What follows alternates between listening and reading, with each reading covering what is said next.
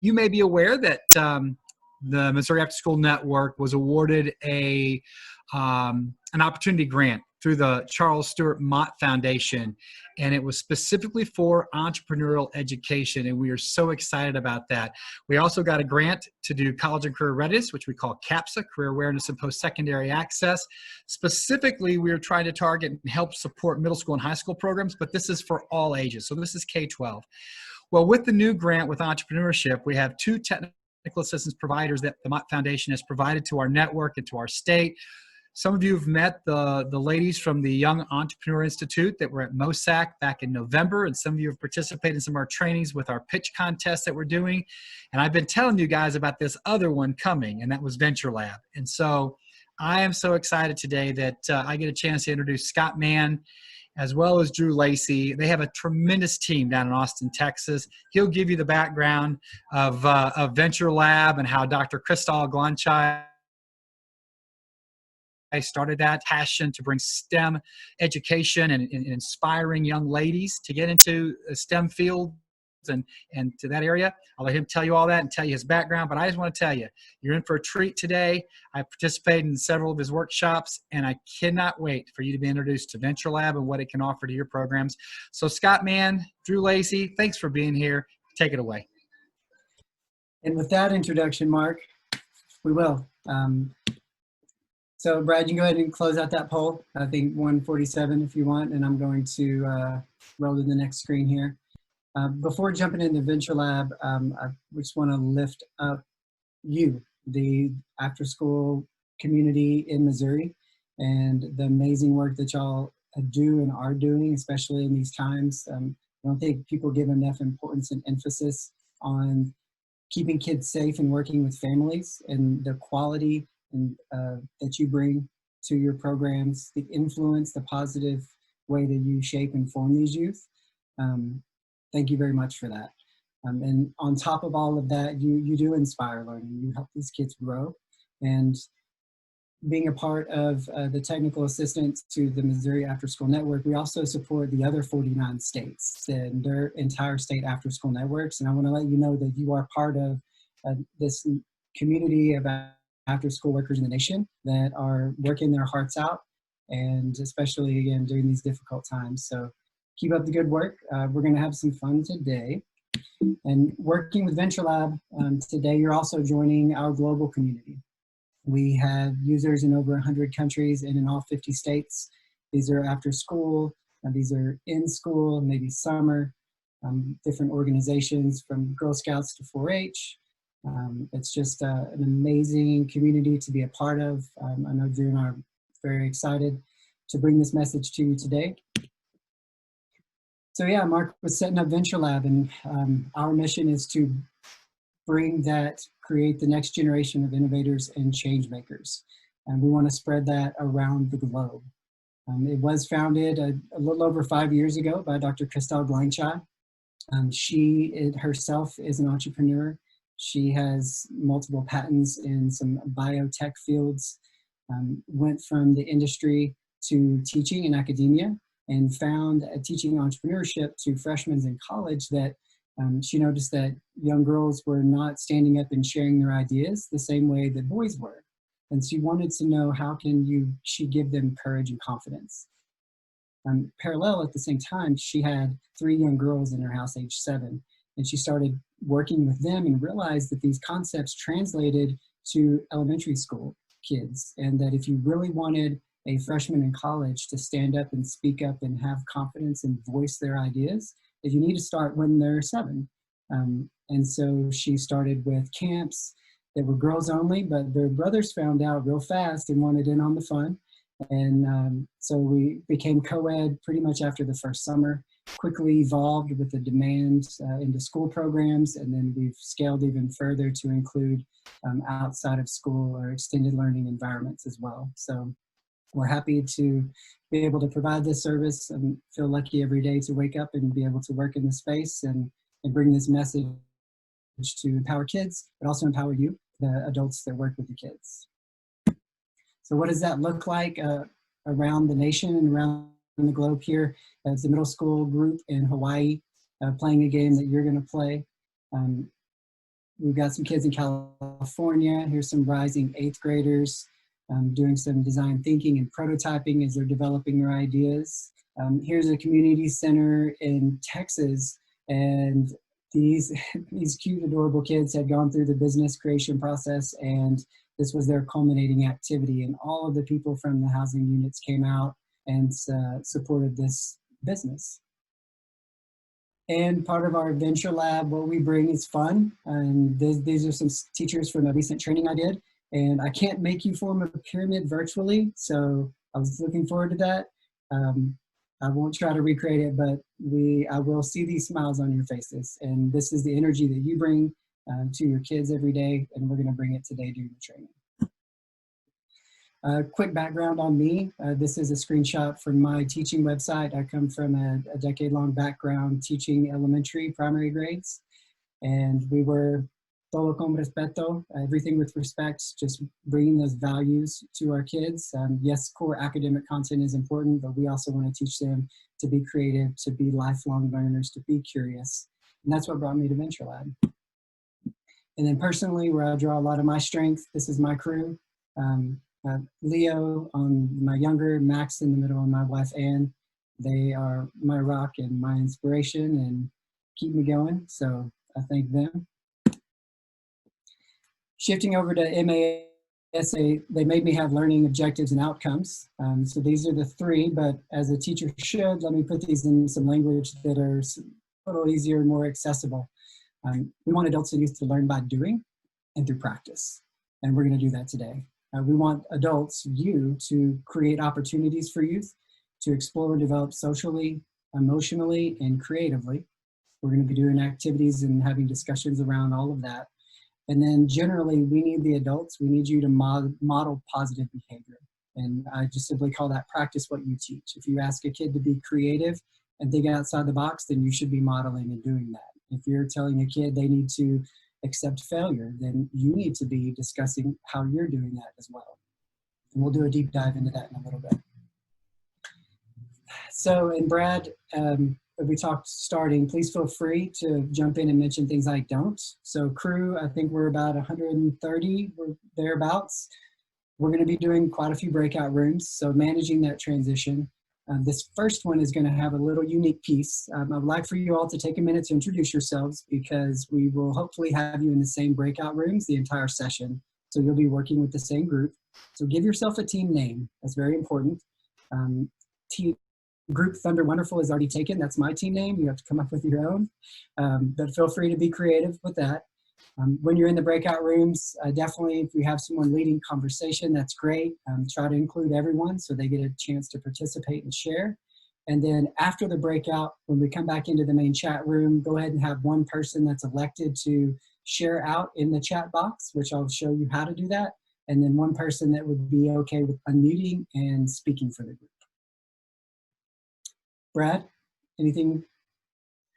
Nope, just so you'll have 4 to 5 people in your room. When you get in your room, unmute yourself, turn on your camera if you have one, and y'all don't wait for somebody else to be first. Just jump right in, and like Scott said, make sure everybody gets to share. Scott, and how long will we be in the rooms? So you're gonna be in the room this first round only for about, I'll give them 4 minutes. Okay.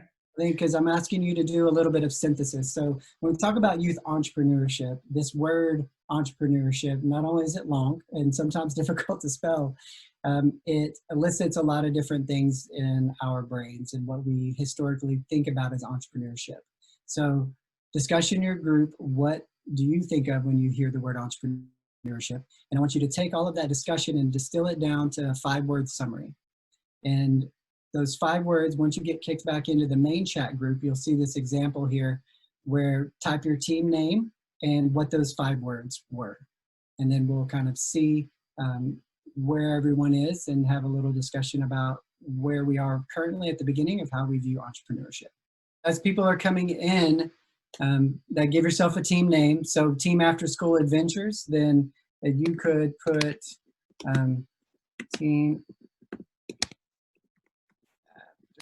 School, then pop in your 5 words. So if it was like this, you had fun, happy, Scott, is blue. That's 5. So there's an example of, as you're coming in, if you have that person that can share those. There we go. Oh, pavers, creative, planners, believers, movers, shakers. That's some money, business, problem solving, nice. We definitely start to see a thread of where the traditional sense and part of entrepreneurship does have to do with the financial side of it, the business. Currently in the United States, we have capitalism as that system.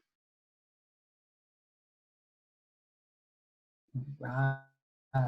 Freedom, I like that. Freedom and faith, risk taker. See, creativity. The quarantine, y'all may win the team name. We may have to have it. Brad, can you create a quick poll so we can vote for best team name? The Fierce 4, yes. Show me E-team. Ownership, innovation is something I've seen come up quite a bit. All right. Chewy Huey's, innovation, creativity. These are some great response. See, Tiger Queens, being your own beat capital boss. Very, very well done. I've seen planning pop up several times. I think creativity, being creative and innovative is definitely a foundational part of an entrepreneurial way of thinking. Risk taking quite a bit. It's risky to be an entrepreneur, just from sharing an idea, even on the front end of the process, not even trying to solve a problem or coming up with a business. All right, this is a great thread. Dreamers, unstoppable, creative. Leadership is something I see popping up. This idea of faith and taking risk with a sense of optimism, and that you can actually achieve what you were looking to achieve. Visionary. Stay-at-home gnomes. I need to go get my gnome. I have a gnome on the shelf. They could be your mascot. Strategy. Nice. All right. I think we have, thank you all for those responses. This is perfect. One for all. Teamwork, unity, creative. Team, we've got a few coming. The risky ladies. All right. Determination. Good. Yeah, because things will not go according to plan. And that's just those getting to how entrepreneurship is tracks with just life skills. There are ups and downs that are analogous to life. So good business plan, marketing, teamwork, demographics, order. Yeah, then there is the practical application to entrepreneurship. When we're asking students to come up with ideas and they want to make an impact, what does that look like when you do market research, when you want to create a business plan? Because you can't just will something into existence. You have to develop it, design it, test it, and then you have to come up with a way to possibly raise funds or make sales or somehow get revenue into your business in order to scale it and make it a reality. All right, so as Team Barracuda, these are great. So please keep dropping those in. I'm gonna go to the next slide here and kind of VentureLab sees it, and if we have our 2 words, entrepreneurship is a way of thinking and doing, and it's mindsets and skills that definitely go beyond creating a business. And when we say that, we're looking at kind of these 2 columns, and you'll be receiving a copy of this here in a little bit with our next activity. You'll notice that things that you're populating the chat box with are also a part of this, creativity being a big one, that idea of redefining failure, optimism, courage, determination being in there with persistence and grit. So lots of connections there. And so I'm also excited to see how some of these words that aren't on the list might be incorporated into your vocabulary as you move forward. Another high-level view of this idea of entrepreneurship beyond, and in addition to starting a business, that thinking and doing, creating, iterating, persevering. If you come from the STEM world, a lot of these are similar through the design thinking process and STEM learning. That's interdisciplinary approach. It's relevant and real for students, and it does give them that voice and choice that we can amplify. And we know that's more important than anything in the after-school environment, to engage those students when they're transitioning from that academic setting.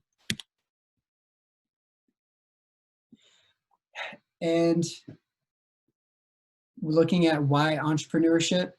So I'll kind of zoom out here. If we're thinking about why is MASN doing this opportunity grant, what's this kind of long-term decade? Why are people investing in this now? Because we do believe, and data is starting to support this, that there is an increase for youth with local economic opportunity, where there is an impact on business and job development and career growth. And that's the CAPSA initiative that Mark was talking about. We're starting to see how giving youth an experience in entrepreneurship, even right now as seniors transitioning into a job market or a college environment, they're going to be more successful. And if we can transition that to even younger grades and give them 5 to 10 years of this experience in entrepreneurial thinking, they're going to be that much more prepared. In a year, why youth entrepreneurship? We want to see that positive youth development, confidence, independence, resilience, mastery of these effective skills, because we know those are the tricky ones. Learning how to add some of those more concrete skills, they come a little more concretely and a little more easily, but teaching someone to persevere, teaching someone to embrace failure, that takes some time and some dedication. And in the short term, why entrepreneurship? We want our kids to have fun. We want them to come into our program smiling. We want them to leave excited. We want them to bring a friend next time in youth entrepreneurship. And we think with VentureLab and our resources, we can make that happen. Looking at this stat is always kind of an eye-opener. 65% of children entering the workforce, primary school today, there will be a job for them that currently doesn't exist.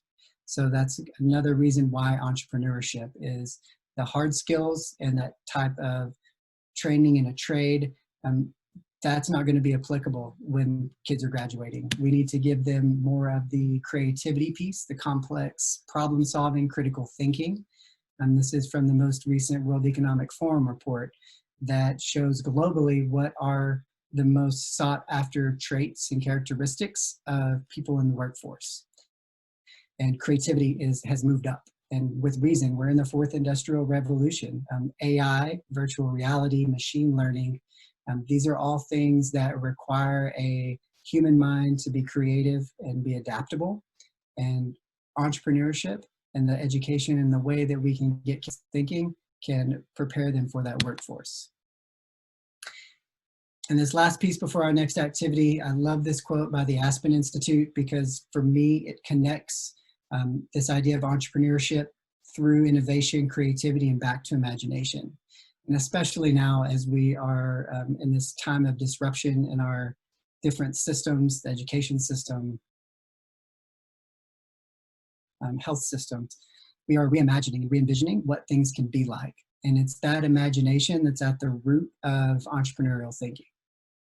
So we can see how that creativity is applied imagination, innovation is applied creativity, and entrepreneurship is taking those dreams and those things that aren't supposed to be able to exist, those wacky ideas, and making them a reality. And that's exactly what we're going to do here. I'm going to throw you in some breakout rooms with VentureLab curriculum.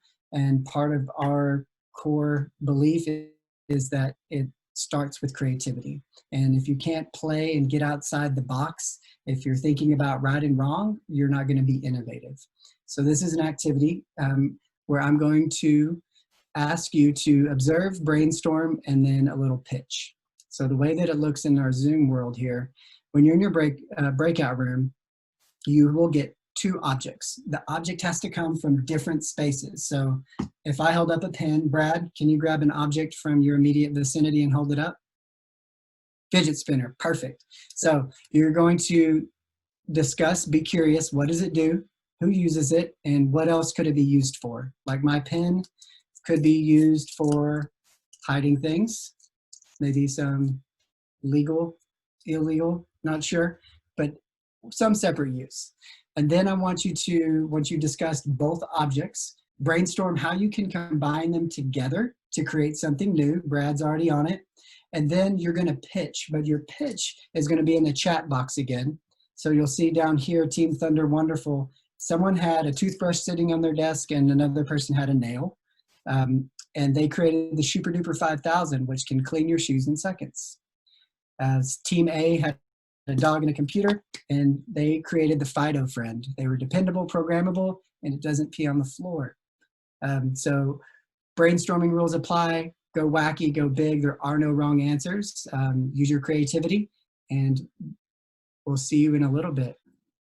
All right, y'all. So we have the VentureLab Mindsets and Skills. Drew just dropped that into the chat. If you will download that, please. And Brad is going to pop up a poll, if you would please, Brad. So we're going to have two things going on, y'all. So as Room 37 Rules is dropping in their response, which is excellent. Everyone please follow suit. The poll that's going to show up has two parts to it, so you might have to scroll. Part one is which mindsets were present during that activity. And the second part is which skills were present during that activity. And if you're not sure what we mean by courage or what we mean by design thinking, what the download that Drew dropped in the box, and she's going to keep putting it in the chat so you don't have to scroll too far, will give you like a quick definition. There's no wrong answer. You can click multiple ones, so it's not just pick one. You can click on as many as you'd like that you thought were present. So let's see what we got here. Flip a flower. Don't like your flowers? Use the fancy ink to flip to change color. Cool. All right. So during this part, definitely keep doing the poll. I want everyone to participate there. I would like to, I'm going to call on a group, and then I need somebody to unmute and give us a little pitch. So make it a 10 to 15 second. Tiger Queens, Team 22. Can somebody from the Tiger Queens unmute and tell us about your connecting with your stress? Hi, that's me. So our product was the Stress Talk. We combined a stress ball and a phone together. And our slogan that we came up was connect with your stress. Excellent. I like that you have that stress doll.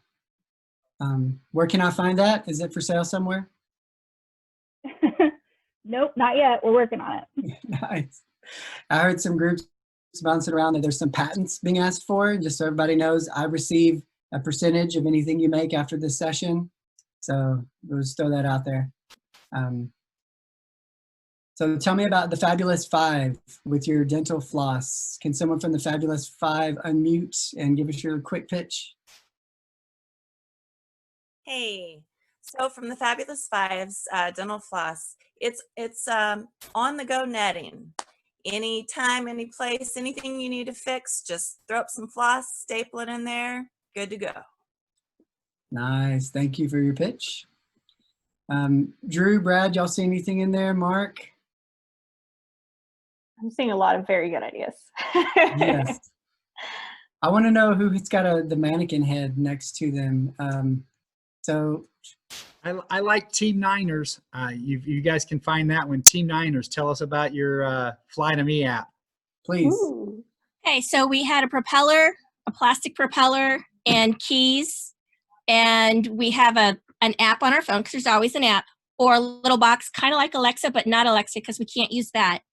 And we say, fly to me, or find my keys, and then that propeller finds the keys and brings to us. We can attach that to anything that we have lost, and it's only $19.99 for one, but just $4.99 more, you can get two. So one for you and one for your partner.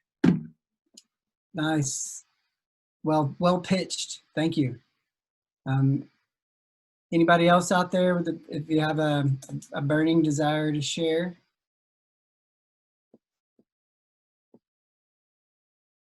I'm gonna. Well, since you said a burning desire, then you might want the Be Gone is a device that combines not only Lysol cleaning wipes, but a blowtorch. If you have a mess or something to get rid of, just use that. You can wipe it out, burn it out, just remove all evidence. Ricky for the win! Yes. I need one of those. And you got quite the radio voice too. That was infomercial worthy. That was nice. Yeah, good job. Very good. So this is the type of fun that we have at VentureLab. And in just this one activity, I mean, we're looking at 73% problem solving. Problem solving through our entire curriculum is something that we bring out. It's explicit and it's within everything. That resourcefulness is a huge part of being an entrepreneur, and it attaches to some opportunity seeking where you use what's around you. And that gets to talking about some equity and access. You don't need $1 million to start a business. You don't need a 3D printer to be an entrepreneur. These are things that you can engage in this process of ideation and creation with the things you have around you. And giving the kids that affirmation and seeing what they do with it and the fun they're gonna have, it's contagious and they're gonna wanna be there. You see creativity, that 84%, that teamwork we talk about. There's so many different C's in education: communication, collaboration, creativity. All of those are in there and built in. And it's even in a virtual platform where we're still able to create that connection and community. Because thinking again of that workforce in the future and where are kids going, what skills do they need? Those are huge, and we can definitely help them develop those. Also pointing out on the skills, things like market research, business model are a little lower. You kind of thought through those in the pitch, some of you that were already had your mind there. Within the VentureLab curriculum, those are specific lessons that we deep dive into. And so even if you don't have a background, we structure things so that our curriculum is for anyone. It's written for people that do not have a background in entrepreneurship, and it allows you to understand it. It's got a nice background, vocabulary is there. It's straightforward, so you can understand it and then transmit that to the kids. Awesome. Wacky Inventions is a great one. So kind of thinking about the mindset. So we had the mindsets and skills, and if you didn't get a chance, go ahead and download. Drew, can you drop that mindset skills page one more time? The top of it looks like this if you're unable to download it. And one of the things that the VentureLab we believe in strongly in entrepreneurship is it is a way to teach these skills and explicitly help kids become more curious, to be more courageous, more persistent. The thing about that, though, in our position as educators and instructors in this after-school environment is we have to practice what we teach. And so what we have to do is ourselves model those entrepreneurial mindsets. We have to live what we are trying to teach them. So I'm going to kick you in the breakout rooms again, and I'm going to give you 4 minutes, please, Brad. I want you to share something that you've learned to do. It can be cooking rice, using Zoom, which we've all been doing, coding, being an effective facilitator of learning. And through this learning process, what was it like to learn something new? How did it feel to be in that position of not knowing and trying to figure it out? And what role did failure, if any, play in the process? So when you come back in, I'd like for everyone to, as you see in the example, here was mine. I've learned how to cut my wife's hair, and but I couldn't afford to fail. A little bit of a joke, but share anything that you would like that comes out of this conversation of what have you learned and what would it feel like? What role did failure play? All right, yeah. So Drew, thanks for putting that link. You can't, if you highlight it and right click, you can open it. Hey, there's Team It Moves. They learned some Zoom. That was something I managed to jump into lots of different chat rooms, and as people are coming back in for different breakout rooms. Yay, Monica, if you get nothing else from me today, then win. Turn it off. That's wonderful. I hope you take from this training what is valuable to you, what's beneficial. So I'm glad that happened.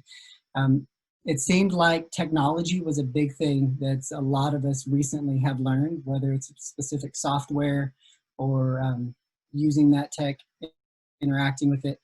Another thing was working from home was a big one. What is that? How do you work from home? Maybe learning that you can get more done at home, but also that we're working a lot more from home. And that's Zoom online classes, how to stay sane. That's a great thing to learn. Dealing with children. Yeah, and kudos to those that have kids in the home making it happen. Another thing that really stood out as we see people, thank you for putting this in the chat box, is the things that you've learned, is that it's a process. And that I heard one gentleman comment that what role did failure play? And he didn't even view it as failure because it's a process of learning.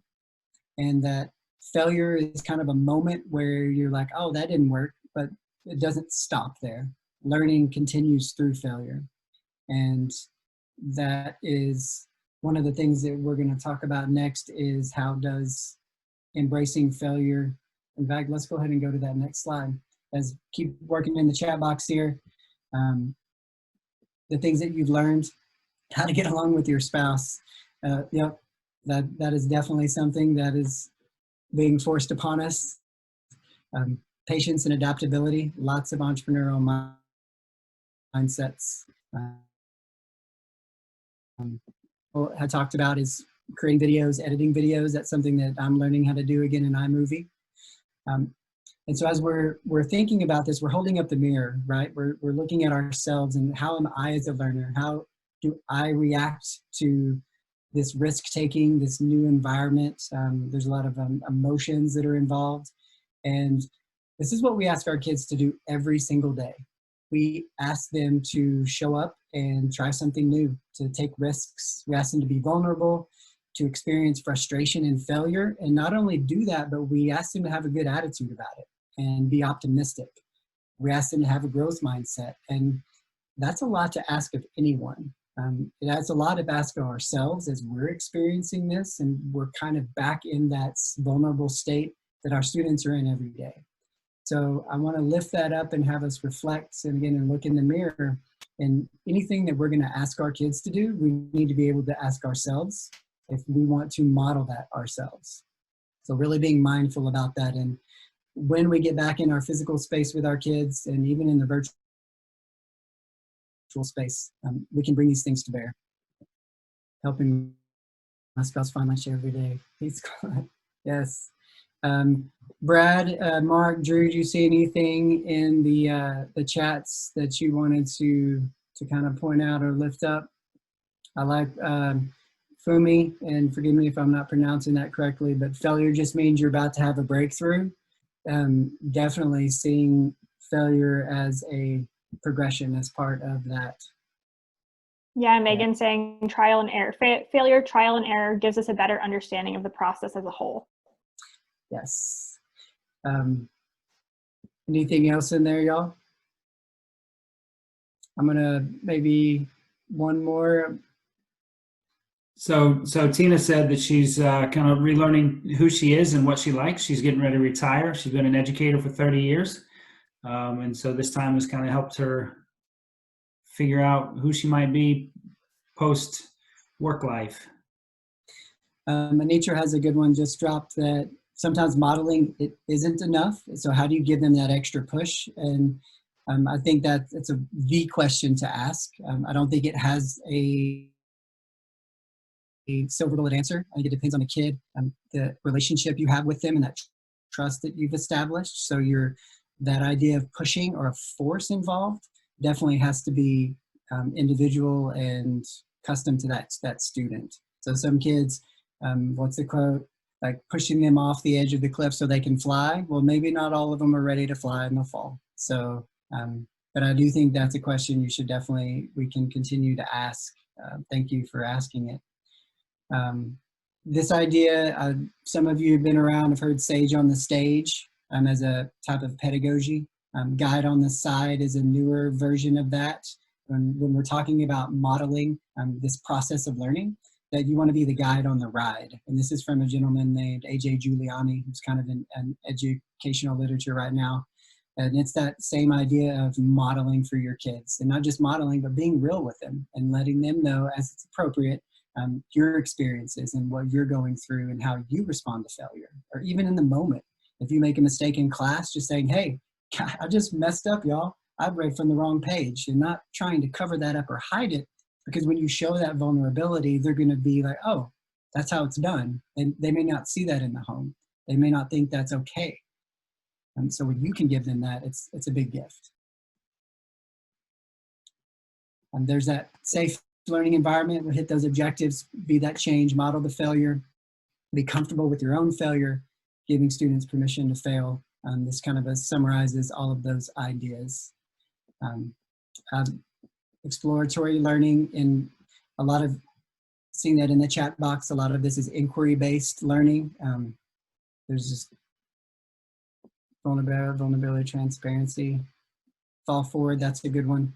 Fall forward, I have a slide for you, Clint, here in a little bit that will connect well to that. So we are going to, getting back to that question in the chat box, what do you, that kind of extra push? I always like to do in my trainings a little simulation and role play, because we can talk about, yeah, do this and model failure, but when you're in that moment talking to a student and there's emotions involved, what do you say? Like, how do you actually help the student when they're in that process of learning and they get to that point of failure and it's disruptive and difficult? So in your chat rooms, do quick little assigning of roles. We need a frustrated student who's experiencing failure in some task. Maybe it's using Zoom. And then we need the instructor. And what do you say to that student? And how do you address their feelings and help them accomplish whatever they're trying to, this process they're in?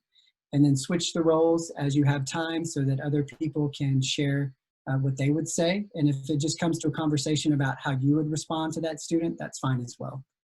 And then when we come back in, if you would share in the chat box some of like the best answers that you had in your group, that would be wonderful. That was wonderful. I got to pop around and hear different people. So if you would definitely hit up the chat with, there's my chat box, with what you have, responses. We're running a little short on time, so I'd rather stay deep than kind of rush. But when talking about this frustrated student and talking about failure, and I heard this almost, I think, in every breakout room, this is where we talk about the social emotional learning. You're not going to get to a deeper skill or level or diffuse the situation until you address emotions first. So there was that different calming techniques, affirming the emotional response of the student as appropriate. And then from there, either giving them time and letting them cool down, or going ahead and entering into that conversation. And that comes back to just knowing your students and knowing that kid and what they can handle in the moment. I definitely had some volcanoes in my classroom that we didn't need to talk for a while, just needed to let them have that space.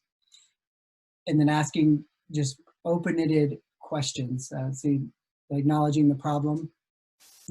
That is definitely a good one. Could be background, and that's where knowing your students and having a relationship is powerful. A sequence that I like to use is just having the student tell me what happened when they're able to talk about it, and then have them saying, what did you want to happen?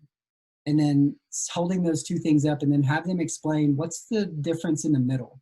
So if you were trying to build a tower out of paper and that didn't happen, well, why didn't it happen? And that can start to create a conversation in a space where they're looking a little more objectively and they're not focusing on the emotions and being frustrated. They're talking about the process. And that's where we're getting back into trying again and looking at what that process might look like. Definitely, I like this one from Anitra, the speaking calmly. Your nonverbal, your body language, just sitting down and getting eye level with the student is super powerful. Letting them know frustration, express frustration in a healthy way. I work with my 5-year-old on that, and myself, that it's okay to be frustrated, but how you manifest that frustration, how can you do that in a positive way that's not harmful to yourself or others? So I think the reflecting together, making it a combined activity, and again, modeling the words that you can use to talk about your emotions. go with what they know. Anytime you can have, and we all know this, the more you know about a kid, the more you can establish that relationship. You can speak to what's important to them, you know how to communicate with them, and you can help them focus on this process of learning and helping them get through it. I'm gonna go ahead and pop through here. Please keep working in the chat box. Some things that we want to stay away from. Not an accusation, but sometimes in the moment we want to deflect failure and really highlight a student's strengths.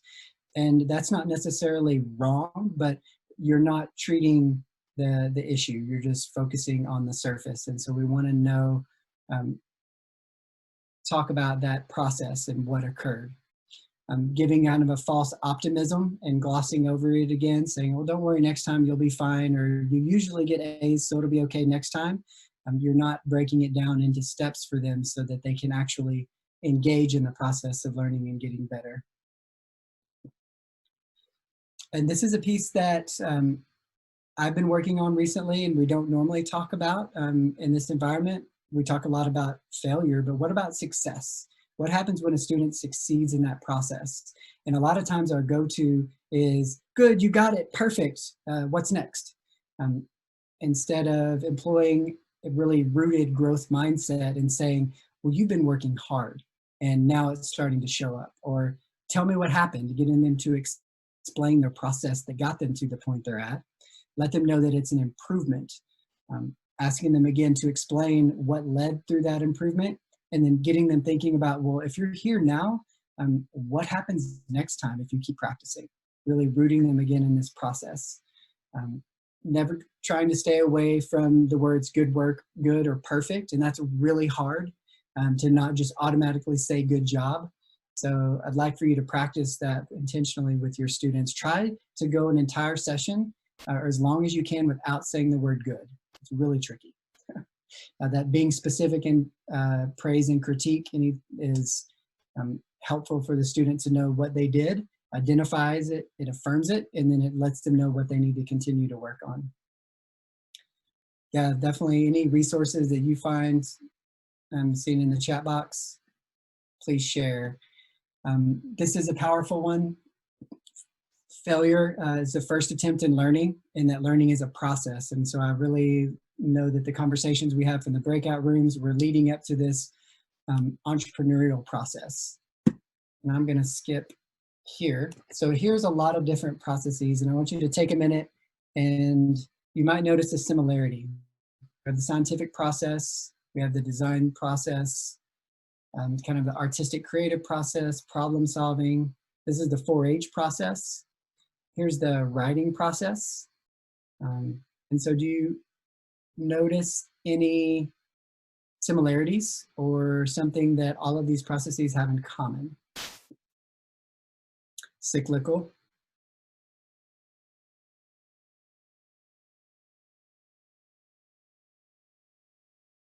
Fluid. There's a dynamic. It's never, there's not an ending point. Well, the writing process, and an author will tell you when they publish, they're not finished. They just had a deadline and they ran out of time and they couldn't draft or revise anymore. There's definitely a connection. There are stages to this development. So that there is that cycle and iteration. And this is my 3-year-old, and a really concrete way to kind of show that process of learning, where he was trying to make something work and getting frustrated and going through the steps and making that happen. And it's never a point at which he did give up once. He did throw a train once. And it's fascinating to see a 3-year-old experience something that a 5th grader goes through and that an adult goes through. And how can we give these students experiences in our after-school programs that can help them through this process, because they may not be receiving this at home. So as we look at that process and skills, bringing it back to entrepreneurship, VentureLab, and what you can be doing with your programs and your students, this is kind of the sequence and where we call out the entrepreneurial process. Again, always starting with creativity, looking at the teamwork, working through the different pieces of how do you come up with an idea, How do you develop it and design it using design thinking and prototyping? How do you do market research, business model, and then you have to communicate that idea with your audience. And so how do you pitch?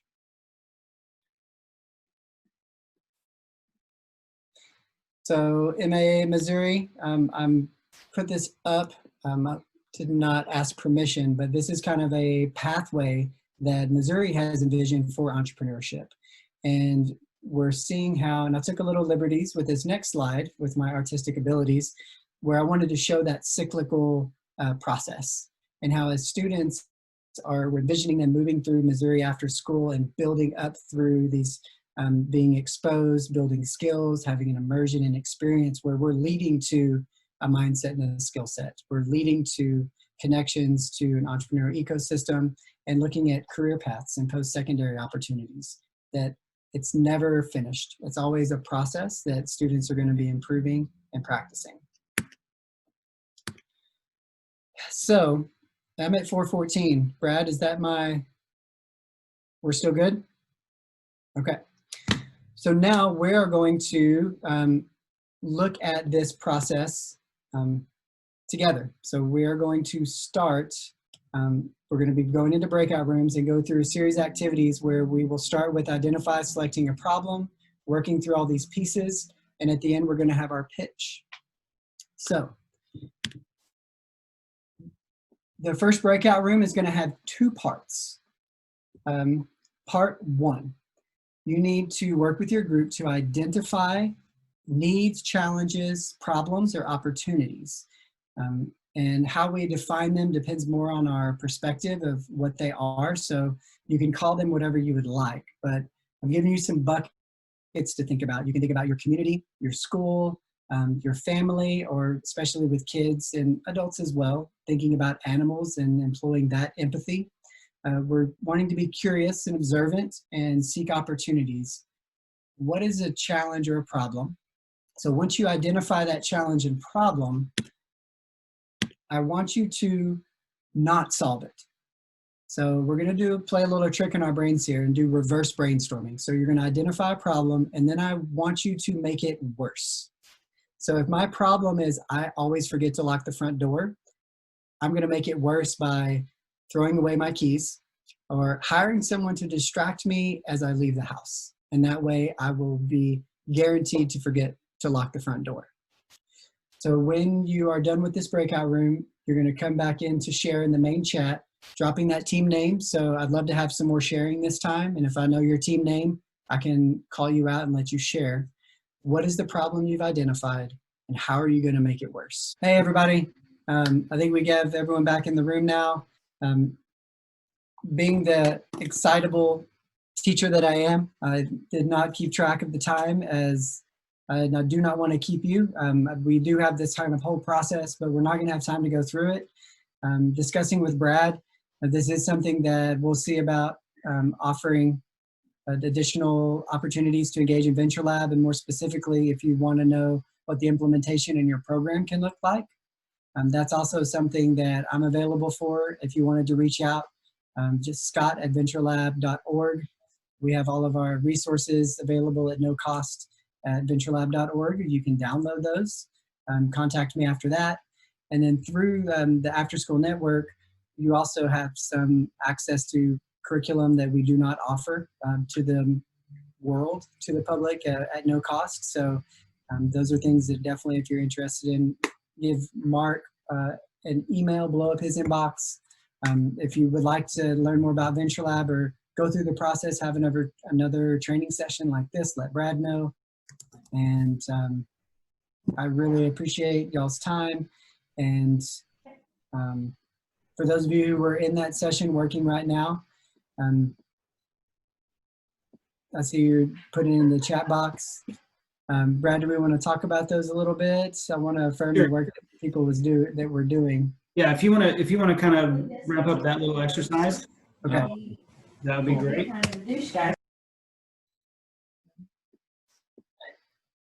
I like the uncontrollable party in the classroom. So reverse brainstorming, if you've never done it before, it is a wonderful way to not just get outside the box, but completely destroy the box. You can use this in a variety of situations. It's one of the explicit activities we have in our curriculum. You can use it with your students in a variety of settings and ways. But when you're trying to solve a problem and you like, hey, come up with ideas, being creative is tricky. It's hard to just come up with an idea. That happens inside the brain, inside your mind, and it's a black box. It's difficult for us, and then to facilitate that inside the mind of a child is even harder. But reverse brainstorming is a way that it's fun, it's easier for them, so it starts the creative thinking and allows that to come out, because the next step is, now that you've made it worse thank you all for all the comments. Team AfterSchool, continuing to talk even though no one understands, grab an interpreter that only speaks one of the languages. So the next step is to then flip it and create a solution from those ways to make it worse. And you will be amazed at how they're able to then facilitate and go through that process, and suddenly they have a solution. They can create a prototype, they can do market research and ask people about it, make changes through their prototype as they go through the design thinking process, create their business model, which we're really excited about how our business models at VentureLab are developmentally appropriate and are easy for kids to understand. And then the pitch is always one of the best parts to see that kind of culmination. Having a pitch event is a great way virtually to bring students together after they've worked through the process. We have some pitch showcase kind of curriculum that can help you think through that. Missouri AfterSchool Network also has another great partner called YEI, the Young Entrepreneur Institute, that also supports specifically how to organize and create a pitch competition. So if that's something that interests you, Mark can definitely hook you up with that. Thank you all for your time, and VentureLab.org, Scott at VentureLab.org. Let me know if you have any questions, if I can support your programs, your staff, and your youth in any way.